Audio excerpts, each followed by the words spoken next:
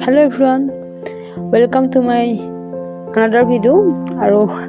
আজি মই আছো এয়া খনিকৰপতি হকামত প্ৰথমৰ পৰা সকলোকে দেখাই দিম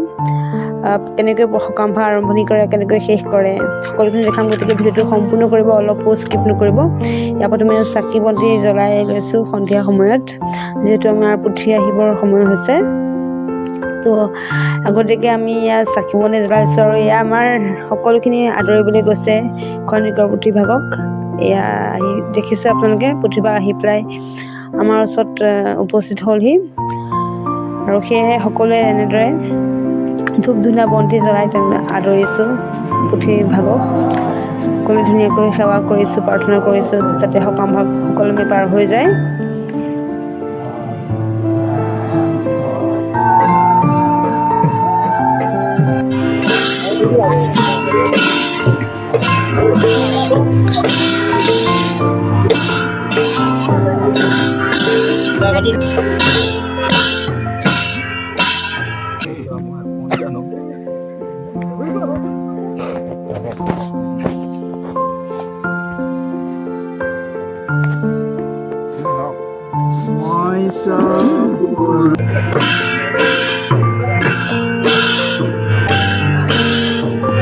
এয়া স্থাপন কৰিলে তাৰ পাছতে আমাৰ মাজত উপস্থিত হৈ পঢ়ি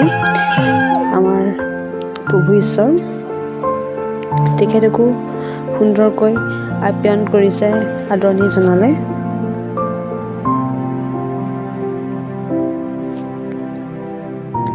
ইয়াৰ পিছতে ইয়াৰ নামৰ সেৱা ল'লে ইয়াৰ পিছতে নাম গাব আৰু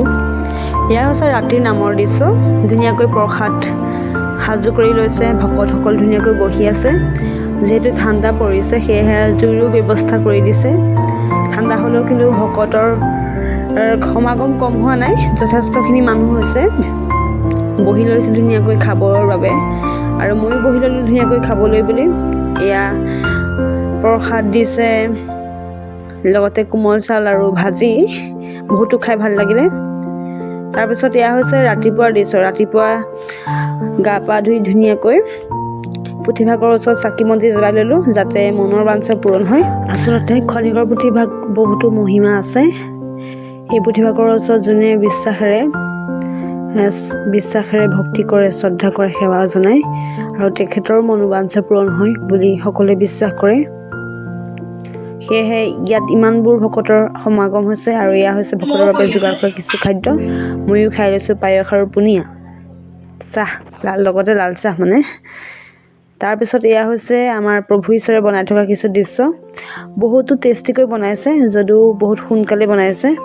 কিন্তু অকণো ক'তো বেয়া হোৱা নাই সকলোখিনি একদম পূৰা পাৰফেক্ট বনাই আছে এয়া হৈছে খোৱাৰ দৃশ্য বহুতো ভাল হৈছিলে খাবলৈ সুন্দৰকৈ ভকতসকলে খাই আছে ময়ো খাই লৈছোঁ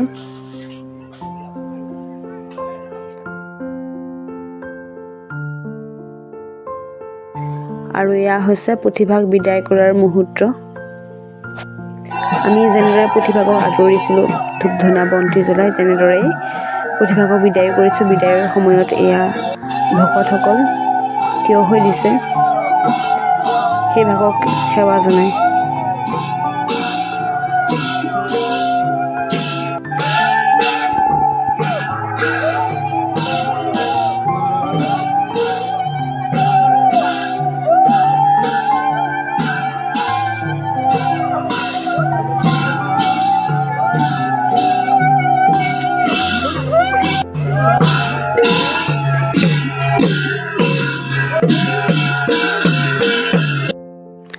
আৰু এনেদৰে আজিৰ ভিডিঅ'টো মই সামৰণি ফালে আগবাঢ়িছোঁ